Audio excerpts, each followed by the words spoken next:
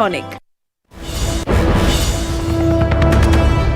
एक और अहम खबर, पाकिस्तान ने सीज फायर माहिदे की खिलाफ वर्जी की है। सुंदरबनी के किरनी सेक्टर में फायरिंग की गई है।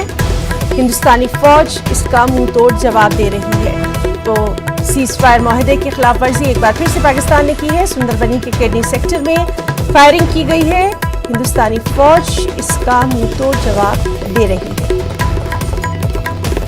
सुंदरबनी के किरनी सेक्टर में पाकिस्तान ने सीज फायर माहिदे की खिलाफ वर्जी की है और हिंदुस्तानी फौज भी इसका जवाब लगातार दे रही है।